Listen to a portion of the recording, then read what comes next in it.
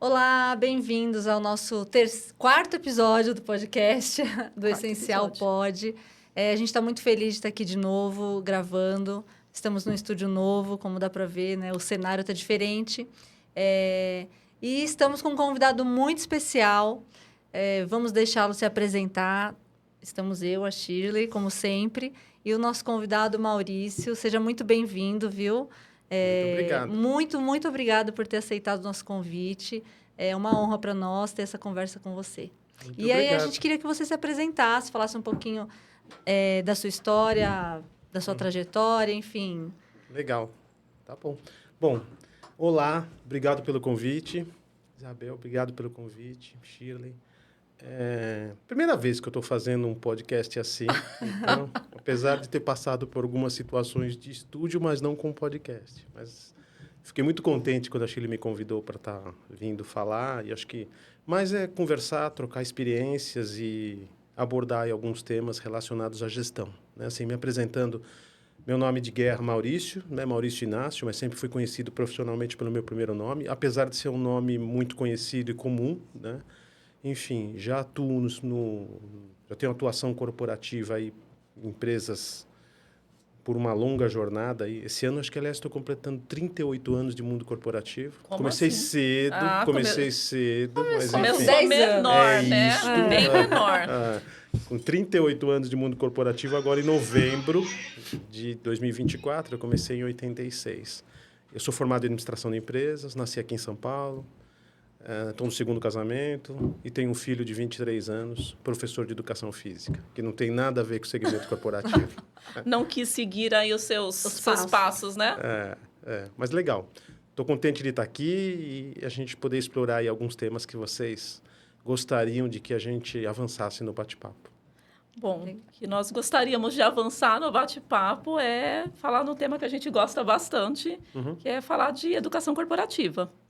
Você me falou. Eu já ouvi. E eu confesso que eu fiquei pensando o que eu iria falar sobre isso, mas vamos lá. Eu já tive o prazer de ouvir o Maurício falando muitas vezes, assim, eu sou produto de treinamento. Isso. E através dessa fala que foi que a gente pescou até de fazer o convite para você. E a gente queria que você falasse. Por que você fala assim, eu sou produto de treinamento? É interessante isso, né? A Shirley já começou pegando um ponto um pouco híbrido entre a minha história profissional, um aspecto de crença, valores e de vivência, de fato, né, por onde eu comecei. A verdade é, falando desde o início, né, eu venho de uma família muito humilde. Minha mãe era uma professora de escola pública e meu pai trabalhava numa empresa metalúrgica. Eles até têm um nome que fala... lá em Guarulhos. Eu me lembro o nome agora, como é que falava. Mas ele trabalhava na área logística, num nível operacional, numa empresa metalúrgica ali da região. E, na verdade, foi um esforço muito grande a minha... Né, tanto eu sou o segundo filho, tenho uma irmã mais velha, que é enfermeira obstetra. E já foi um esforço bastante intenso, né, da minha família para que nós pudéssemos estar estudando. Enfim, eu vi meu pai se formar no segundo grau e depois... ingressar no curso superior. A minha mãe já tinha um pouco mais de estudo e ela foi a referência para nós na família sempre, né? Os dois são vivos, graças a Deus, mas assim, foi uma época ali que havia muita atenção em relação aos estudos, né? E ver meu pai se formando, eu me lembro, naquela época, estou falando para os mais antigos, mas naquela época chamava Madureza, coisa assim, enfim, que era o supletivo de segundo grau e depois... Sim. E ali começou a minha trajetória profissional. Eu comecei como programa de trainee. Por isso que eu falo, Shirley, eu sou produto de treinamento. Aqueles programas que passam por job rotation, onde você vai, né, passando por várias áreas, né? E ali ele faz um conjugado para quem está iniciando no grau. Eu fazia faculdade de administração no Mackenzie.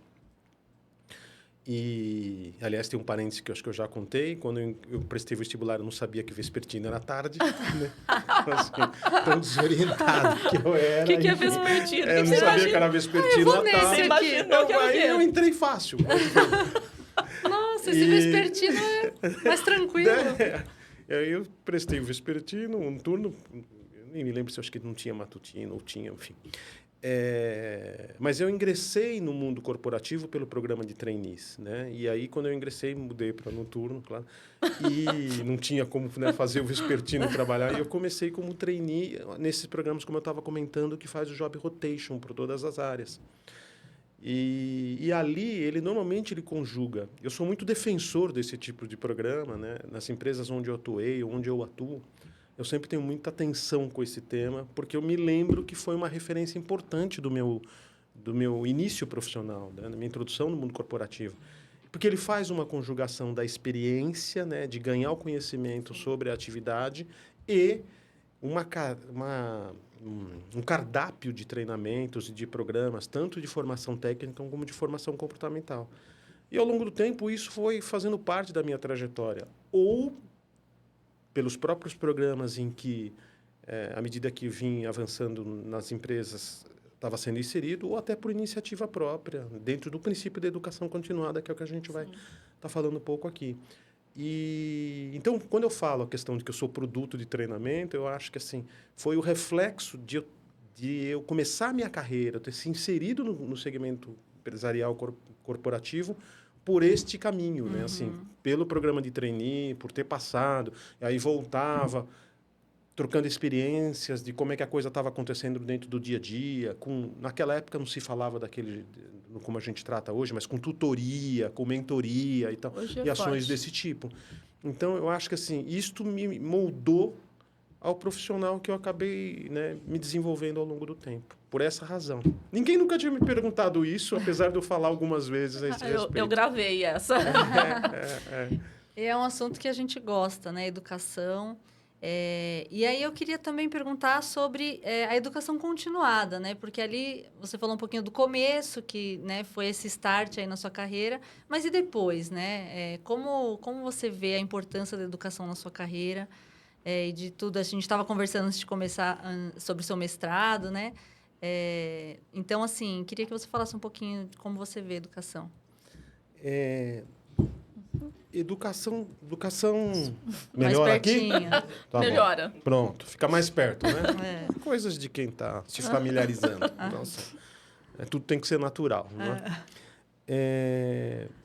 Eu estava comentando sobre o início de carreira, mas assim, eu acho que tem algumas questões que são importantes.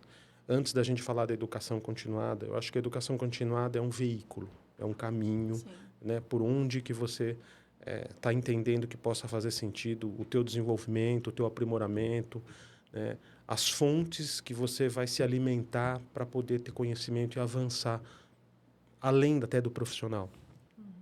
Mas uma coisa que eu sempre falo quando eu estou conversando com estudantes, com quem está iniciando na carreira e tal, é ter, ainda que ela possa ser alterada, que isso possa passar por reflexões e alterações de rota, fundamentalmente você precisa saber o que você quer fazer, para onde você vai, né? Qual é o teu caminho.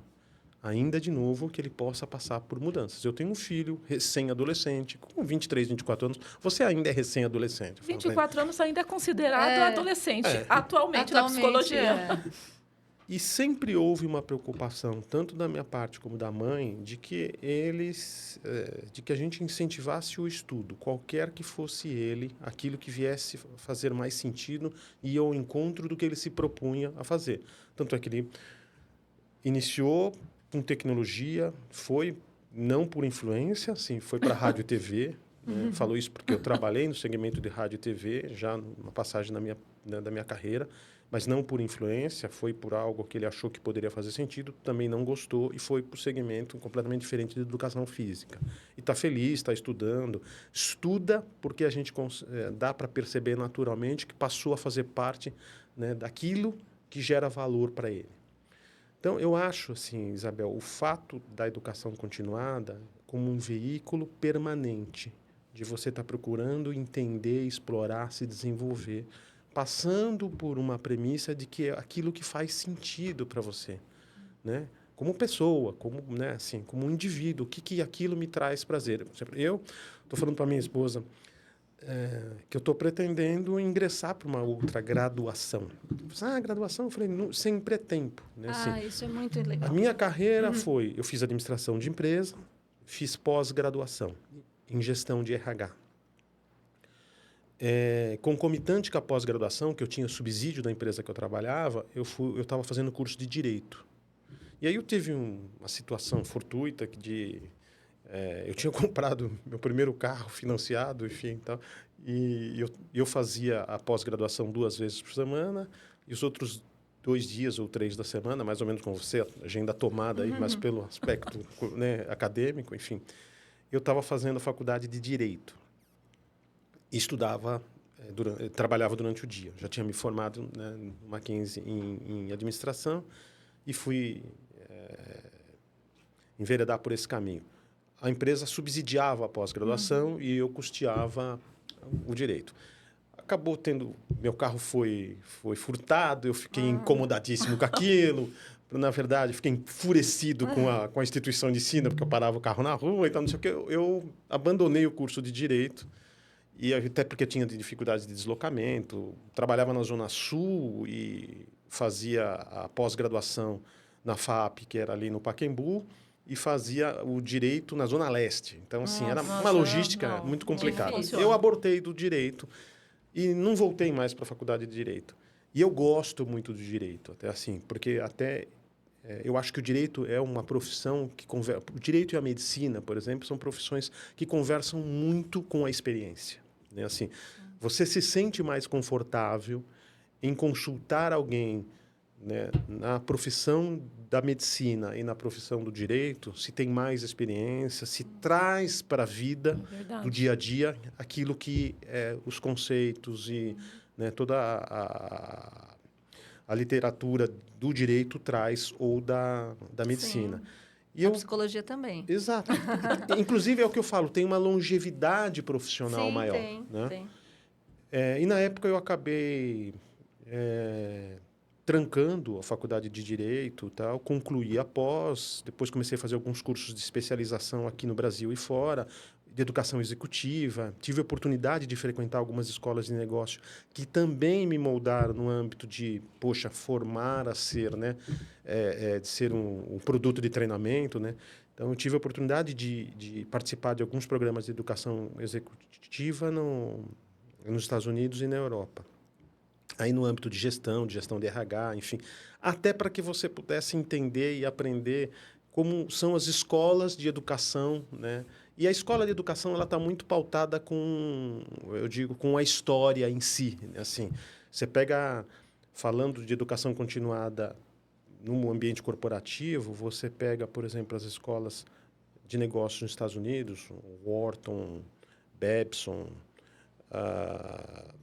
qualquer uma delas, Stanford, elas pautam muito em case studies, né, que você tem visitas guiadas e tal, né, de casos que você estuda, mas fundamentalmente baseado em casos bem e mal sucedidos de empresas americanas, né, assim.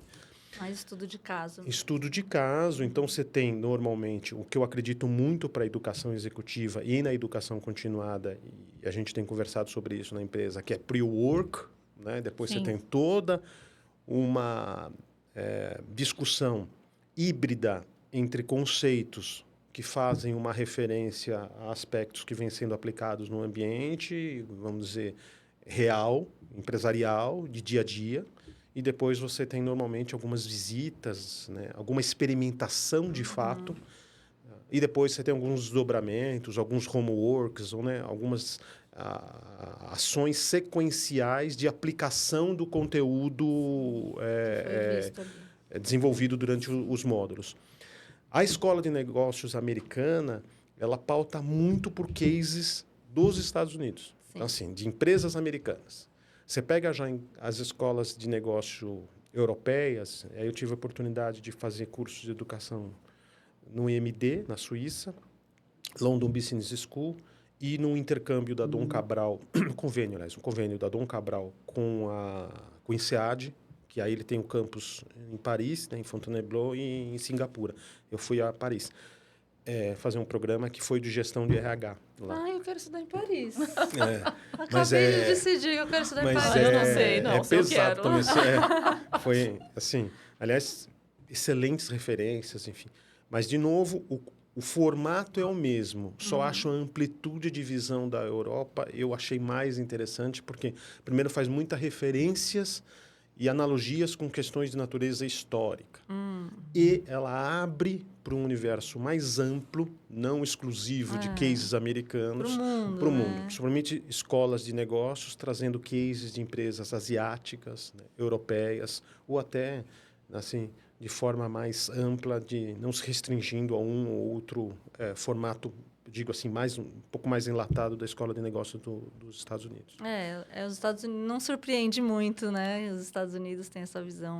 Mas assim, daqui a pouco eu já vou te falar para a segunda pergunta, mas concluir essa e, né, assim, eu já vi que você já está qual é a terceira? Não era nem a segunda nem a terceira, foi lá para a quarta, que assim, foi casando aí algumas coisas. Mas eu estava falando um pouco dessa trajetória, então assim, de olhar isto, né, da educação corporativa, do primeiro aspecto, daquilo em que você tem como intenção, vocação, interesse, valores, né, assim, que você acha que possa fazer sentido, guardar relação com o teu jeito do ser, o que te faz bem, aquilo que você gosta e te dá prazer, se puder proporcionar o teu desenvolvimento da educação, aí ela continua sendo, de fato, uma educação continuada, uma educação que vai te proporcionar, inclusive, a condição mais audaciosa de desaprender para ir depois aprendendo novas formas de fazer.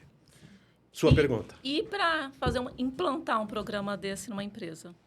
Tem muitas barreiras.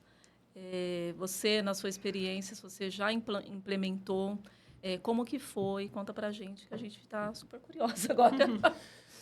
Olha, sim, tive algumas experiências de implantar universidade corporativa, né? Assim, aliás, eu acho que a experiência que eu trago de ter implantado universidade corporativa foi por ter vivenciado isto como aluno, como estudante, como profissional, então, de empresas já com modelos mais bem estabelecidos e implantados, né? Assim, o que eu acho, Shirley, assim, é uma premissa importante, né? Até porque quando você foca a questão da educação corporativa, ela tem uma amplitude muito grande, mas assim, aos públicos que ela se propõe a atuar. Então, assim, a experiência que eu tive nesse segmento de trabalhar com universidade corporativa, educação corporativa, nesse formato mais continuada, primeiro era a segmentação de público que você... E tem público de liderança, público de não liderança, público técnico, público profissional de operações. Então, assim, o desenvolvimento de um cardápio de temas e títulos e conteúdos que guardam relação com a necessidade de desenvolvimento das pessoas pro propósito do negócio. E aí eu acho que tem um aspecto importante para guardar relação. Porque no mundo empresarial, se tudo que você transitar não tiver esse alinhamento com o propósito empresarial, você fica no vácuo. E aí, no vácuo, você perde funding, você perde credibilidade, interesse, o empresário, o executivo, o acionista, qualquer um daqueles. E tudo se dispersa, né? Não... Por que você está fazendo? Né? Assim, é uma conjugação que eu acho. O desafio, ele transita na conjugação entre o que a estratégia empresarial, o negócio em si precisa para o hoje e para o amanhã, versus o perfil das pessoas e aquilo em que você pode aprimorar o conhecimento, as competências que existem no núcleo das pessoas da organização ou de quem você precisa trazer, se for o caso, dependendo das circunstâncias. Hoje no mercado tem acontecido muito isso, né? Muitas profissões que ainda estão sendo construídas, né? De que maneira que você faz a conjugação disso para que possa fazer sentido e não virar um espasmo. Ou um voo de galinha lá, como se diz, né? Eu vou fazer um programa, aí vira aquela empolgação, todo mundo sai, se abraça, inicia, no segundo ano não vai mais, porque a primeira coisa a cortar dentro da organização, porque não se viu efetivamente a geração de valor que aquilo tem. Exatamente. Então, acho que o desafio, ele transita em... Por que eu acho que o programa que a gente estava construindo agora na empresa faz muito sentido? E foi uma porta de entrada importante para este caminho, porque ele guarda relação com a necessidade fundamental do negócio. Então, se nós começássemos a fazer um programa que não guardasse essa relação direta, a tendência de não continuidade ao longo do tempo seria muito grande. Fica e até assim, insustentável, né? difícil de se sustentar. Ainda que possa ter um viés em algum determinado momento de cunho social, né? Assim, poxa, que as empresas também têm essa importância, Sim. mas ele fica mais fragilizado de qualquer movimento que você venha fazer por alguma restrição orçamentária que exista. Ficaria Quando só no guarda a relação, social, né? fica no social. Guarda a relação com o negócio principal? Sim, guarda. Então, esse é um negócio que a gente precisa preservar. Eu acho legal quando você fala, né, da questão. Eu preciso conhecer meu público, né? Eu tenho que segmentar para o técnico, para o operacional. Eu não posso fazer uma academia, uma universidade corporativa e simplesmente chamo a Isabel, chamo você, chamo a Shirley. O treinamento ali, uma palestra, um workshop que não está fazendo sentido nenhum, Exato. né, para todas as pessoas. Exato. Então, assim, eu vejo que acho que a maior barreira hoje das empresas é entender que as pessoas são diferentes.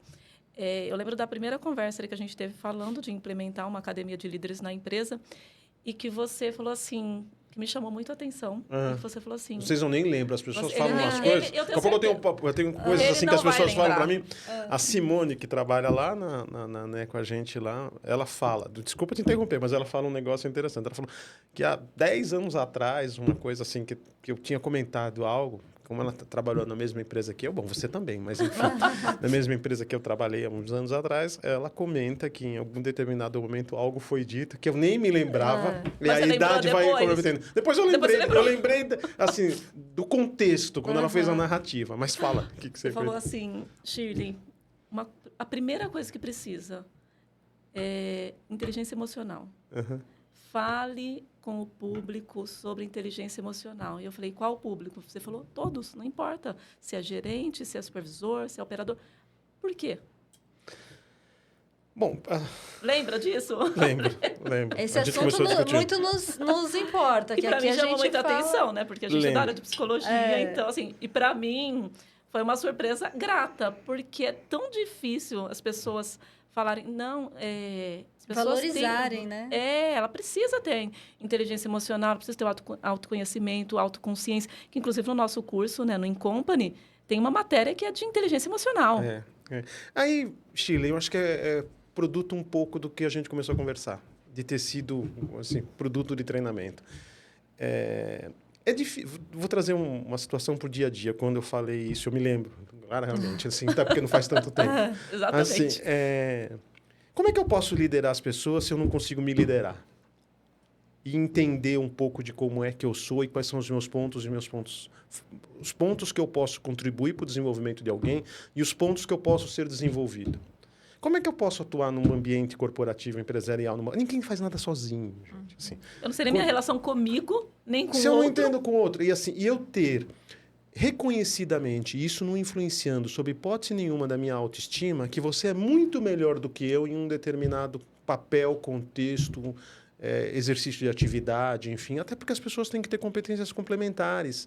Então, assim, não adianta eu trabalhando numa circunstância que vem de cunho técnico empresarial se eu não tiver um cunho comportamental primeiro. Então, assim, talvez o que tenha facilitado o meu entendimento sobre isso é por ter sido, assim, protótipo dessa coisa. Então, assim, de entender que a natureza dos esforços conjunto é que somam para gerar valor.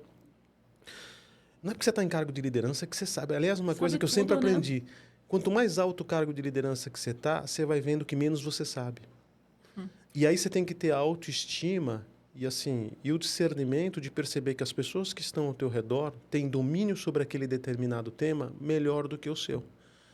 E você está ali para consultá-las. E, naturalmente, o que pode fazer sentido, ainda que eu não entendo que nada seja feito de forma isolada, nenhum cargo de gestão geral é um cargo, nem um cargo de CEO. Eu transito com CEOs e com acionistas e com empresários e tal. Todos têm a sua fragilidade, todos têm o seu momento de chegar e olhar para trás assim e falar, pô, e agora? Faço o quê? Entendeu? Assim, que decisão que eu tomo? Deixa eu ouvir. Por isso que vem dentro da inteligência emocional aplicada ao ambiente empresarial, o papel de um CEO, de um executivo, que no fundo ele tem a última palavra, mas não decide nada sozinho, é de ouvir primeiro. ouve todos, e aí vai entendendo, e nem sempre replicando a tua experiência do passado vai te garantir que as coisas precisam ser feitas, né, de formas corretas no futuro. Então, assim, o fato da inteligência emocional, o fato da liderança em si é ter o primeiro autoconhecimento, de eu saber quais são as minhas fragilidades, e o melhor, que eu acho mais interessante, onde torna esse processo mais genuíno, não fazer com que isto seja algo que te envergonhe e que te deixe desvalorizado. Assim, esse assunto você conhece mais do que eu. Assim, eu estou lá, eu sou formado em administração de empresa. Tenho que gerir alguns temas ou decidir algumas coisas de natureza jurídica. Não faz sentido eu discutir nem que seja uma banca de advogados, e discutir algo e tomar um aconselhamento, porque isso pode significar um desdobramento assim, completamente diferente da companhia. Acho que, felizmente, uma das coisas que eu tenho já desde 2015, desde que eu deixei de trabalhar em empresa de capital aberto, mas também era empresa de capital aberto com dono, mas assim, eu tenho trabalhado de 2015 para cá ou como executivo ou como conselheiro, fazendo os dois papéis, como conselheiro de administração ou como executivo, em empresas de gestão familiar. Eu não gosto do termo gestão profissional. É uma empresa de origem, de capital familiar, empresa de dono, que tem um dono ali assim. Mas o que eu tenho percebido e o que tem me instigado a mais a continuar, porque algum tempo atrás já falei, chega de vida executiva, vou me dedicar à parte acadêmica, por isso ter feito o mestrado, que a gente falou, ou a questão de conselho. Mas aí até o bicho do mundo executivo me picou por mais um pouquinho de tempo. Mais um pouco só, não muito mais. Mas assim, enfim.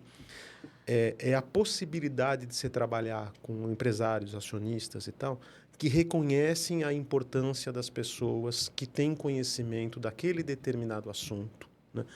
E muitas vezes até maior do que o deles, e discutindo pontos de vista. Eu trabalho com acionista hoje quase que o tempo inteiro, e a gente pensa muito diferente, nós somos diferentes. Sim, porque somos seres humanos todos, né? Imagina se fossem todos iguais. Nós somos diferentes, a gente assim, tem características notadamente diferentes, né, assim, mas que se complementam e de uma maneira ou de outra. Tem uma referência ali de uma pessoa que tem 30 anos, né, ter fundado a companhia aí, que eu tenho um apreço pessoal assim, incontável, e eu entendo da recíproca, né, por ter me convidado a estar fazendo parte da companhia, uma companhia que eu gosto de estar e me sinto à vontade, mas nada é feito sozinho e nada é feito que você não tenha a percepção de que você precisa, através das interações, continuar aprendendo e conversando com as pessoas.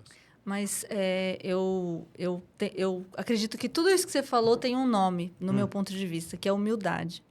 E eu lembro que, desde que eu te conheci, eu tenho percebido assim, essa característica, esse adjetivo, né, em você, que é a humildade. E eu acredito que é essencial a humildade. Essencial, nosso nome.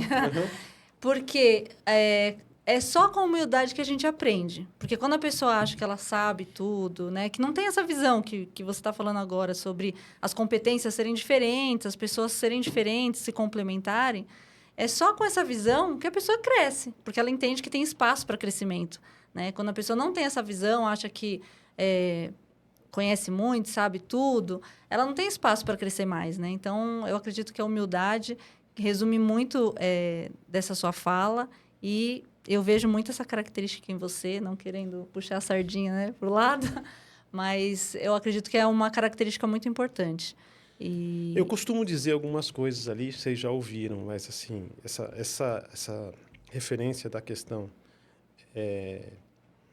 da humildade com a subserviência, né? Assim, da arrogância com a assertividade, assim, até porque presenciei, né? E ao longo da trajetória profissional, todos nós tivemos referências em que aquilo que a gente pôde aprender ou desaprender também, né? O desaprender no sentido, isso aqui eu nunca vou fazer. Não quero fazer. Isso aqui eu não vou fazer. Então, assim, eu tive referências também muito anticristo na minha formação profissional de liderança, inclusive.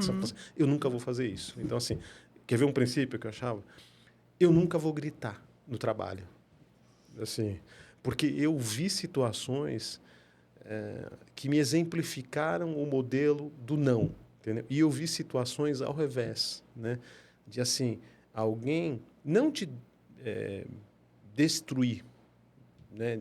Mas assim, a pessoa ser elegantemente te fazer entender quais eram alguns aspectos relevantes e que faria com que uma mudança de rota existisse, que é muito mais efetivo do que qualquer outra circunstância onde te intimidasse. Eu sempre falo, às vezes, a maior punição é a autopunição. E eu vou dizer uma coisa, Abel, Chile, dentro da minha carreira, eu errei, fiz um monte de cagada profissional, e algumas delas eu até me orgulho do erro e falo deles. Né? Vocês estavam lá naquele evento do sábado que eu parei lá para contar uma trajetória de que eu não sabia do que se tratava. Lembra a história que eu falei lá da área técnica? Sim. Eu nunca escondi o que eu conheço, o que eu não conheço, e está apoiado de gente. Não, o diretor de TI da nossa empresa assim, conhece profundamente mais aquilo do que eu.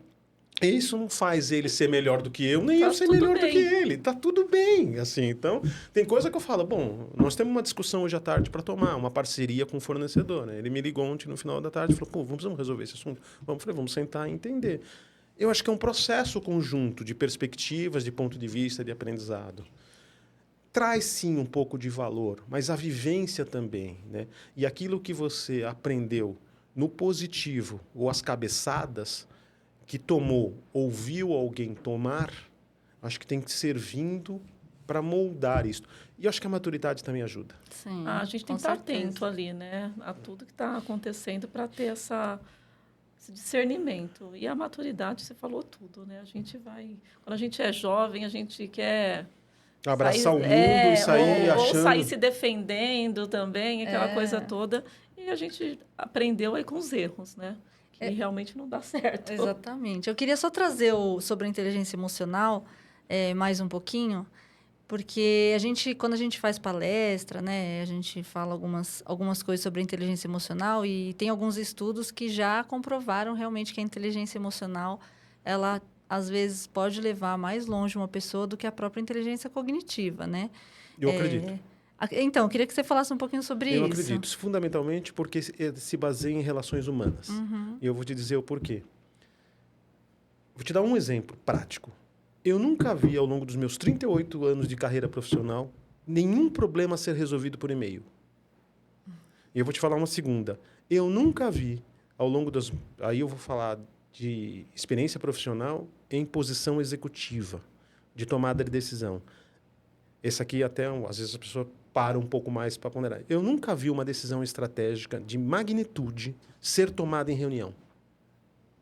Todas as decisões de magnitude estratégicas importantes são tomadas antes de uma reunião. A reunião é o rito, é a consolidação, é o momento em que aquilo é formalizado, mas as discussões se dão ao longo do tempo por pessoas e entendendo quais são os motivadores que podem levar aquele processo decisório. Então, assim, é fundamentalmente inteligência emocional em tudo, porque os negócios se dão por CNPJ, mas as relações são CPF. Eu sempre falo isso todo dia lá. Assim. E nós que trabalhamos numa empresa de prestação de serviço e que é pautada por contratantes, que são pessoas físicas que estão do outro lado, com necessidades, demandas, carências e tal, as relações se dão deste jeito. Entenda, pergunte, explore, para depois vir... Não... O fato de você ficar presumindo, inferindo, te dá um índice de risco muito grande. Sim. Assim, eu não entendo como a pessoa pensa, eu preciso explorar. Exatamente, as pessoas são muito diferentes. Como que você vai deduzir, né, presumir, enfim... Então, o que me leva a uma tomada de decisão? Pode ser que tenha uma perspectiva que eu não tenha conhecimento, ou não saiba, ou está dentro de um contexto muito mais direcionado fora do meio ambiente. Então, pergunta, entenda, explore. Por isso que eu acho a inteligência emocional importante. Ela passa também pelo componente da empatia. Chega assim, deixa eu entender o que leva. Assim, eu fiz um programa de assessment no passado, que era com roleplay, que é aqueles que você faz a dinâmica. Sim. Acho que eu comentei isso para você. De diretor de RH. Foi o mais marcante que eu fiz na minha vida. Para você ver, eu fiz isso há uns 20 anos atrás. Nossa. Já tinha uma dificuldade, porque eu era tinha recém-ingressado numa multinacional americana, e que eu tinha que esse processo foi conduzido todo em inglês e eu ainda vinha numa fase que estava me familiarizando com o idioma, não tinha passado pelo estágio de ter morado lá. Enfim, eu contei isso para você, né? Assim, então, a dinâmica se dava com conceitos e teoria, né, de administração, de gestão de conflitos, de negociação e tal. Mas o mais efetivo e marcante foi o roleplay, onde se tratavam situações vivenciando aquilo, né? E que a solução não se dava pela tecnicalidade. A solução se dava em todas as formas que estava passado pelo aquele roleplay, numa negociação sindical, numa negociação com o fornecedor, numa relação com uma pessoa da sua equipe que trazia problemas pessoais para aquele momento, como é que se dava na relação humana, entendeu? Assim, então, na inteligência emocional de saber lidar. E outra coisa que eu sempre falo, acho que você já deve ter ouvido comentar, liderança é serenidade. Ninguém se sente confortável, confiante, tranquilo, se eu tenho um líder desesperado. Inspirado, né? Assim, desesperado. Se eu tenho assim, se eu pego o líder, né? Você pegar um líder que ele tá... Não vai. Se você traz um problema com uma certa ansiedade de solução e você enfrenta um líder que ele exacerba a tua ansiedade, né? Potencializando o problema, ao contrário de, com serenidade, explorar as soluções, você está na roça. Assim, falando, eu estou mais ferrado do que o cara está ferrado. Assim, não dá. Assim, eu presenciei isso. Um problema, você fica apavorado, sai correndo com os bracinhos para cima. Assim, e pior, proliferando. Assim, então, quando eu falo liderança, é serenidade. Eu me lembro, eu falo muitas expressões, né? As pessoas estão acostumadas ali no dia a dia. Caderno. Tenho. Mentira, mas eu vou ter. Falo, assim, algumas que eu já falo lá e virou um pouco, né, mitológico lá, do problema bom é problema na mesa. Uhum. Por quê? Transitando para que não haja preocupação em discutir as coisas e nem de ficar procurando culpados. É verdade eu já disse isso lá dentro e eu falo isso sem problema nenhum, porque eu já falei, inclusive, para cliente. Uma das coisas que eu percebi, e não foi um fato único desta empresa, mas de outras empresas no passado, era assim, as pessoas ficam muito mais se preocupando em identificar a origem do problema do que a solução. Então, assim, eu não estou preocupado, eu vou se defendendo. Né? Ou a preocupação de que aquele problema chegou a alguém que não deveria ter chegado ainda. Você não estou preocupado se chegou em mim ou não chegou, estou preocupado em resolver. Ou de onde vem a origem dele. Não, mas não fui eu, não foi meu setor. Não estou preocupado, porque esse negócio quebrar vai quebrar agora, a empresa inteira. Então, assim, não é o teu setor, não vai existir o teu setor se não tem empresa. E você vê, uma das coisas que eu trouxe para o grupo de diretores lá, nas minhas primeiras reuniões com eles, era assim, vamos deixar de ser diretor de departamento para ser diretor da empresa? Porque eu não preciso de diretor de departamento. Né? Ou essa história do problema bom é problema na mesa. Ou outra que eu fui... Mas isso foi ao longo da trajetória, de entender, de estudar, de procurar, né, olhar esse aspecto que a gente vem comentando até então. Assim, esse problema não é maior que você, né? Porque, normalmente, você empodera a pessoa. Vamos tentar buscar uma solução. E com o discernimento, né, de saber que você precisa de ajuda em buscar alguém para te apoiar. E você não vai conseguir resolver sozinho. E leva um pouquinho de tempo, né, essa mentalidade. Eu não sou um gestor de departamento, eu sou gestor da empresa. Então, assim, a empresa, se naquele departamento tiver um problema, pode quebrar a empresa, como você mencionou. E o departamento não vai sobrar. O que vai adiantar? Assim, o que eu posso fazer, né, também? Mas e aí você fica com aquele conflito, né, interdepartamental. E o negócio está afundando. Quem é o culpado? Pouco importa quem é o culpado. Isso se não formar uma rivalidade ainda, né? Aí eu acho que transita, lugares. Isabel, com a questão da inteligência emocional. Você ter o discernimento de entender o macro. Eu vou te dizer, todas as interações que a gente tem tido dentro do ambiente empresarial ou fora dele, entre empresas, quando você expõe, né, e a pessoa está ali disposta a ouvir, no mínimo algo consensual acaba sendo produzido. Se alguém está dizendo assim, vamos primeiro se abstrair de que a gente está disposto a ouvir os lados. Exatamente. Entra lá na humildade que eu falei, que para mim é uma qualidade essencial. Para aí, não, imagina. Não estou cortando nada aqui para conversar. Sim. Está disposto a ouvir? E nem sempre você vai ouvir o que você quer. Sim. Né? Assim. Então, você está disposto, né? Ouvir é uma coisa, mas você está disposto. Então, mas talvez uma forma da abordagem de acordo com a natureza e as relações que vão se construindo, tem um ditado que se você quiser conhecer a pessoa, come um pacote de sal com ela, né? Ninguém conhece ninguém numa entrevista. As pessoas conhecem ao longo do tempo. Eu sempre falo isso. Eu nunca fui contratado para trabalhar num lugar por entrevista. É sempre por alguém que falou de alguém que falou para mim. Assim, confesso que assim, eu comecei a trabalhar num programa de trainee. Aí sim, preenchi lá. Depois que eu fui para um lugar, para o outro foi porque alguém que falou de alguém, que não sei o quê, foi... Porque dificilmente as pessoas se conhecem por uma entrevista. Não que eu não acho que elas sejam importantes. Elas são importantes, elas têm o seu papel.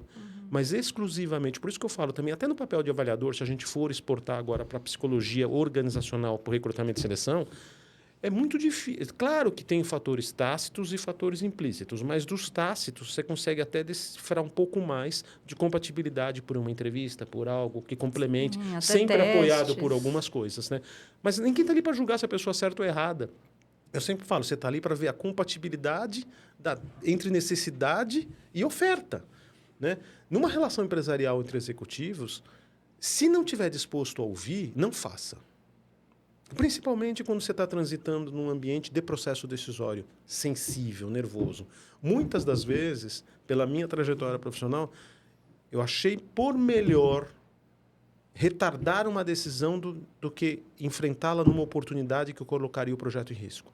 Eu não vou fazer isso agora, porque não é o momento. A pessoa não está disposta a ouvir. Ai, tem que ter um equilíbrio aí, né? Assim, a inteligência emocional tem que ter um equilíbrio, porque às vezes a gente tem uma ansiedade, né? Você fala assim, mas não é o momento. Principalmente quando você conjuga, quando você conjuga com fatores de caráter assim pessoal, emocional. Então você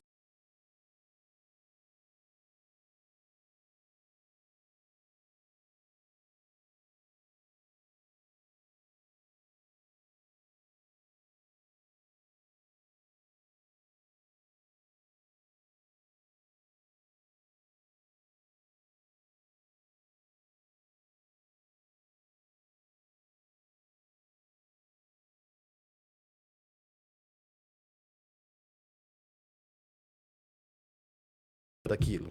Né? Para aquele determinado é mais convincente isso, é mais óbvio, comprovado pelo histórico. Agora, se isto não é encaixado num momento oportuno, se a pessoa não está disposta a ouvir, né, não vai. Não vai, porque você vai perder viagem. E o vai pior... falar sozinho, né? É igual quando a gente é criança que vai pedir coisa para a mãe, né? Tem que escolher a hora certa. E o pior, vai te gerar até desgastes e retrabalho. Talvez uma forma indireta de dizer se você está disposto a ouvir é quanto tempo você tem. Quando eu fui aprovar projetos importantes ao longo da minha carreira, se tive que aprovar, ainda que não tenha sido em reunião, mas né, quanto tempo a gente tem para conversar? Ai, é uma boa dica. Uma boa dica, porque assim... Gostei. Quando vou anotar no caderninho. A pessoa fala 10 minutos, você vê que o seu assunto... Você vai falar que o teu assunto não é... Então, você não vai falar, você está disposto a me ouvir? O cara nunca vai te falar, não estou. Lógico que ele vai, mas vai estar com a sua atenção, vai estar plena. É urgente. Não é urgente. Ainda que seja. Você fala, não é urgente, dá para a gente tratar, porque eu queria ouvir o teu ponto. Sim. E outra coisa, não é para a gente decidir, é para a gente debater. Você tira uma pressão emocional do executivo enorme. Quando você fala, não estamos discutindo agora para decidir. Estamos discutindo para ver como é que a coisa vai transitar. Vamos levantar umas ideias. Vamos. Você está com tempo de a gente explorar um pouco? Senão a gente faz amanhã ou depois, não tem problema. Não muda. Agora, o caminho pode ser muito diferente. Porque você vai com um viés e, dependendo da abordagem, você não entendeu o cenário direito, o cara está com uma cabeça voltada a uma coisa completamente diferente. Eu vou trazer um âmbito de uma discussão que pode transitar ali, assim, resvalando num negócio que pegou, você nunca mais traz aquele assunto, porque ele já inicia na segunda rodada com uma rejeição. Já cria um bloqueio. Já está bloqueado. E, infelizmente, acontece Anotou, demais, né? Anotou a dica? Mas, assim, a gente só percebe isso, né, se a gente tivesse essa cabeça nossa lá atrás, né? Quando a gente começou a nossa carreira, com certeza teríamos desviado muitos temas dessa forma.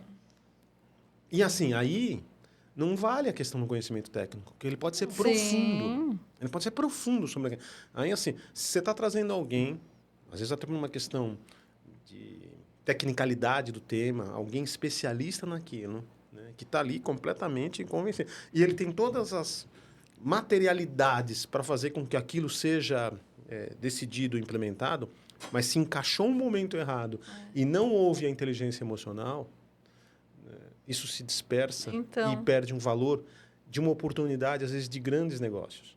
Ao contrário também. No mundo empresarial, a gente sabe disso, e ele é pautado por vaidade. Por ego, por vaidade, enfim, né? Aí, assim, você vê dentro do segmento situações, às vezes, que alguma decisão já está tomada. Às vezes está ali numa reunião. Qual é a melhor maneira, né, de revisar, né, ou criar um mecanismo de desaprender uma convicção sobre aquele determinado tema? Não é ali e não é numa abordagem que possa, às vezes, pautar pela tecnicalidade. Nem sempre. Eu acho que assim, são coisas muito equilibradas. Sim. Mas eu tendo, até por formação, por estilo, assim, dar um peso maior à emoção do que à razão. Sim. Eu acho que elas não andam desassociadas, elas têm, né, precisam os seus uma da componentes, outra. não dá só para ser emoção no ambiente empresarial que a gente vive, mas, fundamentalmente, um peso maior de razão não traz a condição de ter solução para os seus desdobramentos, com certeza. Não dá. E é interessante que quando... a gente tá... Acabei de olhar que tá acabando nosso tempo. Assim... Como Tem tempo ainda? Passou só 10 minutos. Tem tempo. Não, e assim, é interessante ver que às vezes a gente vê numa empresa, né? A gente vê um projeto, às vezes que a gente considera que nem é tão bom, que está avançando, e outros que parece que são maravilhosos e ficam para trás, às vezes porque não houve isso. Eu não apresentei o projeto na hora certa. Não foi feito da maneira correta. Estava na hora para ouvir. Então, assim, não... Ou alguém, aí vem aquele segundo jargão, o cara é mais político, consegue convencer. Então, O pior é que às vezes. Situações acontecem. Acontece. A única lógico, coisa que eu acho é que não se sustenta. Não se sustenta. Eu ia falar isso. Lógico que isso vai chegar uma hora que não vai se provar, né? A coisa não vai acontecer como foi ali falado, mas que a coisa caminha um certo tempo, ela caminha, porque houve essa... E gera uma frustração em quem não... então, por isso que é tão importante esse conjunto, né? E é possível aprender. A inteligência emocional também, ela é aprendida, é a base do nosso trabalho, né? Na psicologia organizacional, nas empresas. É falar que isso é possível ser aprendido. A gente tem uma matéria agora, exatamente. que é de inteligência emocional num curso de graduação. Exatamente. Quando, se lá atrás, né, tivesse todo mundo entendido. Exatamente. Por mim, podia ter na escola, inclusive. Mas é muito importante, vindo de você também, essa fala para fortalecer mesmo esse movimento de que as pessoas possam investir mais nisso, né? Não é toda empresa que faz isso. Acredito que até são poucas as que têm isso como valor, né? Mas é isso, eu acho que a gente vai ter que encerrar. Você quer falar alguma coisa? Falar mais alguma... Eu tinha uma pergunta, mas essa é muito longa. Eu tento sintetizar. Vamos lá. Voltando, tem mais alguns minutos aqui. Tem mais voltando a falar aí do nosso... Né, da educação continuada, e a gente, num setor, muitas vezes fragilizado, com uma alta rotatividade, e a gente fala muito, né, de vamos implementar programas educacionais para reter também nossas pessoas. Você acredita que dá certo? Ou eu já vi programa que deu muito certo, mas eu já vi programa que não reteve ninguém, talvez porque não entendeu ali o que você falou no início, né? Eu fiz esse programa para quem? Para a maior classe que eu tenho, ou eu fiz só para os executivos? Queria que você falasse sobre isso. Isso tem a ver com cultura organizacional. É longo, mas acho que dá para sintetizar um pouco. Assim, a gente abre um de cultura organizacional no futuro para falar sobre isso, que é um tema que eu gosto muito. Isso, é muito Aliás, bom. foi até um dos cursos que eu fiz fora para entender um pouco mais, aprender como fazer intervenção organizacional em transformação. Qualquer leitura dessa natureza que você vem, ele vem explorar. Conheça primeiro o teu ambiente. E conheça, o teu ambiente é formado pelo hábito das pessoas. Sim. Assim, então, qual o hábito que as pessoas têm? Eu acho que sim, ele pode dar certo. E tem vários cases bem-sucedidos de empresa. Eu acho que tem alguns aspectos importantes, inclusive lá nesse negócio. Nosso negócio é um negócio social, negócio pautado por mão de obra intensiva, de pessoas desassistidas de classe C e D, primeiro emprego. Sim. Né? E que moram ali, na sua grande maioria, no entorno do trabalho. Não só no nosso caso, mas das empresas que atuam nesse setor ou de varejo também. As empresas de varejo acabam privilegiando preferencialmente pessoas que moram no entorno, estão gerando ali primeiro emprego e tal, acaba cumprindo um pouco do papel social. Para nós, retenção é uma forma de melhoria de resultado, de margem, de lucratividade. Então, é importante fazer isso não só pelo aspecto social, mas empresarial. Então, isto já convergindo, eu acho que é um passo importante. Então, não vamos fazer só o social, porque eu acho que o social é importante, mas ele tem algumas nuances de fragilidade se ele não conversar com o empresarial. Né? Isso aqui, em que esfera transita, né? Que possa estar proporcionando a geração de resultado para a empresa. A segunda coisa é assim, que conversa com o público. Não adianta, eu sempre falo isso por conta da cultura organizacional. Fazer gestão de RH em empresa, a empresa é um reflexo do que existe na sociedade. Qualquer empresa. Assim, tudo que existe na sociedade existe na empresa. Assim, isso eu aprendi quando eu estava na outra empresa, que tinha 100 mil pessoas, enfim. Eu ouvi isso uma vez de um acionista. Ele falou, não se iluda. Tudo que tiver aí na sociedade, você tem aqui dentro. E você, como gestor, principal gestor de recursos humanos dessa companhia, você vai ter que entender que você vai ter que lidar com diversos públicos. Puxa, o cara falou alguma coisa que eu vou ter que... Assim, isso eu aprendi numa reunião de conselho de um acionista que até hoje ele é presidente de uma grande corporação e que foi uma das minhas referências muito importantes no meu desenvolvimento, na minha formação executiva. E aí eu fui entender, Shirley, de que assim, qualquer ação que você possa desenvolver, ela tem que conversar com o público que você tenha. Por isso que aquele dia que você conversa o que é que serve para as pessoas. Então, assim, tem coisas que são de caráter geral. Nós, na empresa que nós estamos, ou outras empresas do setor industrial, de serviço, ela tem segmentado diversos públicos. E não é juízo de valor se o público é melhor ou é pior, mas ele tem as suas características. Então, você tem um público jovem. Hoje, a gente, né, que é outro capítulo, tem um número expressivo de gerações dentro do mesmo ambiente organizacional, porque na sociedade está assim. O país e o mundo estão envelhecendo. Então, assim, a gente tem visto isso. De uma forma ou de outra, se esse reflexo está dentro da nossa organização, como é que eu lido com os diversos públicos? Assim, o público que é jovem e com o perfil de estar exercendo um tipo de atividade XPTO. Um público que já tem uma certa maturidade. Então, como é que isto se relaciona para que genuinamente possa proporcionar o interesse?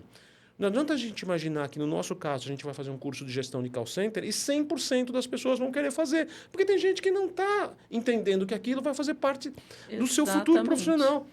E está tudo bem, assim, não tem problema de o cara ficar. Agora, que ele tenha pelo menos uma jornada, ainda que curta que seja, por um determinado momento, que possa ser uma referência para ele em algum momento. Assim, não que ele tenha gostado. Nós não estamos lá para fazer com 4 mil pessoas sejam felizes e que adorem trabalhar nesse tipo de atividade. Mas que aquilo serviu como um aprendizado profissional para o caminho que ela queira ter, né? Aquilo que ela decida e venha ter na sua vida dali para frente. Principalmente um empregador de primeiro emprego. Verdade. Mas Maurício, acho que vai ter que marcar mais uma, né? Parte 2. Parte 2. Porque a gente ficaria aqui falando com você por horas. Eu também gosto. Porque é um tema nosso, né? Um tema que a gente gosta. Eu queria contar uma história para você, mas aqui também não dá. Vou contar depois que a gente parar. Você sabia que o nome Essencial... A gente tinha um outro nome na nossa empresa. E o nome Essencial surgiu porque a gente precisou mudar o nome numa primeira reunião que eu tive com você. Ah, é? E aí depois eu conto essa história. Ah, é? Tá bom. Eu não sabia, tá vendo? Pois olha só. viu? Muito legal. Obrigado, meninas. Isso. Obrigada por ter Maurício. vindo, pela conversa, por tudo. Maravilhoso foi. E é isso. A gente se vê no próximo episódio, então. Muito bem. Obrigado, meninas. Obrigada a você. Até mais. Tchau. Certo, garotos?